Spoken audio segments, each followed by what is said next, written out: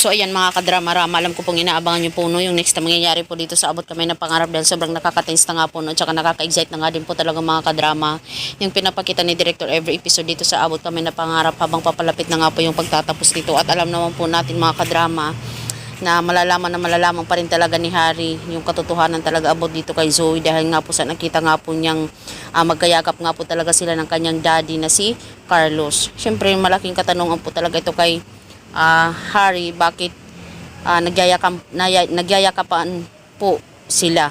Kaya sasabihin talaga ni Harry na bakit kayakap mo ang daddy ko Zoe? Anong ibig sabihin nito?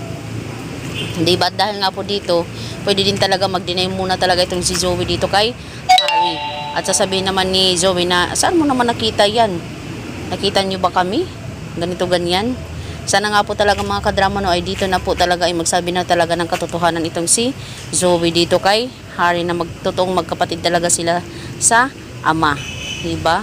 Kasi malaki talagang posibilidad mga kadrama na itong si Harry talaga ay mag-imbestiga din talaga, tanungin talaga mismo niya yung kanyang daddy, diba? Kasi talagang magagalit itong si Harry dito kay daddy niya at saka kay Zoe dahil patagal na silang nagkakasama tapos hindi man lang talaga nabanggit sa kanya yung katotohanan. Talagang tinago pa talaga sa kanya. Syempre, ayaw talaga mangyari yun ni Carlos at saka ni Zoe dahil syempre, kahihiyan yun. Lalong-lalo na ngayon talaga na nalaman na nila RJ yung katotohanan na hindi siya yung totoong anak itong si Zoe ni RJ. So mga kadrama, alam ko na inabangan po natin lahat ng drama na to, no? Akala nga natin magtatapos na yung Abot Kamay ng Pangarap, yun lang ay hindi pa pala. Pero sige lang po mga kadrama dahil darating po talaga tayo sa point na yun na magkakaalaman na talaga lahat-lahat, no? Dahil pag gusto na talaga ni Director na matapos na to ay tapos na, lahat-lahat na yun. Magkakaalaman na. So mga kadrama, alam ko na andyan ka palagi para panoorin tong video na to.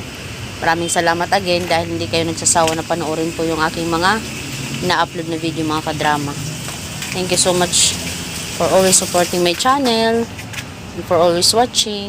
Malaking tulong po talaga kayo mga kadrama sa akin kung alam nyo lang.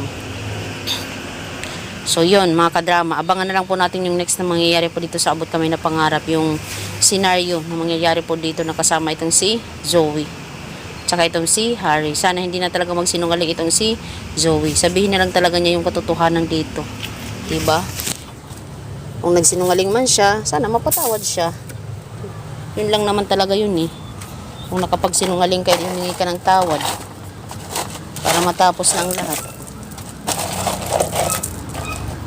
Yun lang po mga kadrama, maraming salamat again sa palagi yung panunod. Don't forget to please like, share, and subscribe my channel para susunod na video is ma-update ko po kayo mga kadrama. Thank you so much for always supporting my channel. Bye! Abangan!